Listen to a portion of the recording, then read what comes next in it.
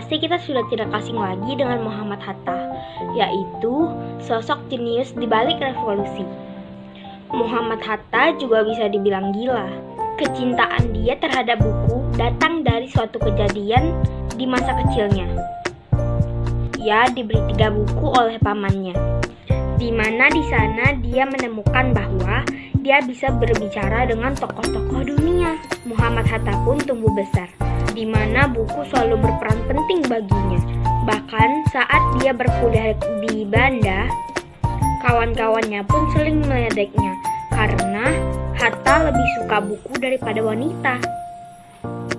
Keisengan kawan-kawannya itu semakin menjadi-jadi. Mereka menjebak Hatta untuk berkencan dengan perempuan yang paling cantik. Konon katanya, perempuan ini dapat memikat hati lelaki siapapun. Tapi tentu saja Hatta bukan pria biasa. Cintanya akan buku dan tanah air membuatnya bersumpah. Ia bersumpah untuk tidak menikah sebelum Indonesia merdeka. Ia pun memilih fokus untuk membela tanah air Indonesia dan mengikuti suatu organisasi disebut Perhimpunan Negara Indonesia. Di koran-koran, ia pun menuliskan kritik dan pemikiran yang lebih tajam dari peluru senapan. Tulisan-tulisan itu pun bikin Belanda ketar-ketir.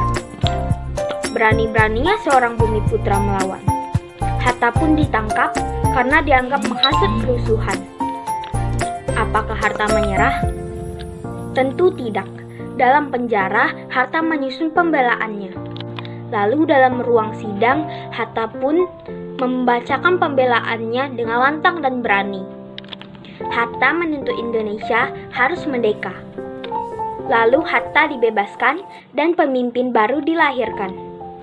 Kabar tentang anak bangsa yang mengguncang dunia sampai ke telinga Soekarno. Kelak mereka akan menjadi Dwi Tunggal untuk memproklamasikan kemerdekaan Indonesia. Muhammad Hatta bukan sekadar orang yang berdiri di proklamator kita. Mereka berjalan beriringan dengan hubungan yang penuh benci tapi cinta. Tapi di balik itu semua, mereka adalah sahabat karib. Hatta pun sangat setia oleh Soekarno sampai penghujung hidup Soekarno.